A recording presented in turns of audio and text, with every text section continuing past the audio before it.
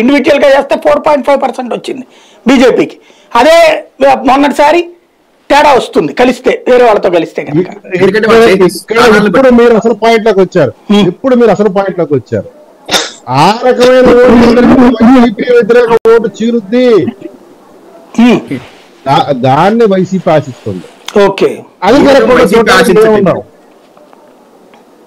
అయితే మీతో పాటు మీరు ఆ వాళ్ళతో బెక్కరాయని కూడా ఆలోచిస్తున్నాడే వాళ్ళు జగన్ గారితో ఎవరైనా చేరు మాకు తెలియదు, కానీ మా చౌదరి గారు అయితే నా మాటకు అంగీకరిస్తాడు, విశ్వసిస్తాడు.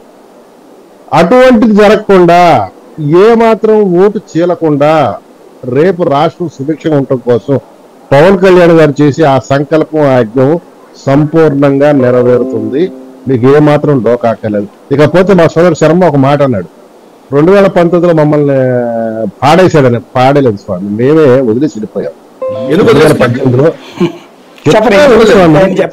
తొందరపడబాక మేము 2014లో మేము పొత్తుల్లోకి వెళ్ళలేదు, మేము ఎటువంటి సీట్లు తీసుకోలేదు, మద్దతు మాత్రం ఇచ్చాం. మోడీ గారు మేము అభిమానంతో, మోడీ గారు చంద్రబాబు నాయుడు గారితో పొత్తులో వెళ్తాం. మేము కొన్ని పాలసీ విషయాల్లో మేము ఆ రోజు ఒక ప్రజలకు ఇచ్చిన హామీ ఏంటంటే, చంద్రబాబు నాయుడు గారు తప్పు చేస్తే మేము దగ్గరుండి వాటికి సరి చేయడానికి ప్రయత్నం చేస్తామని ఒక హామీ ఇచ్చాం. ఆ హామీలో భాగంగా చంద్రబాబు నాయుడు గారికి రాజధాని అంశంలో కానీ ఇతరత్ర అంశాల్లో కానీ జరిగిన విషయాలు చెప్పినప్పుడు మా మాట లెక్క చేయలేదు, పెడచెవిన పెట్టారు.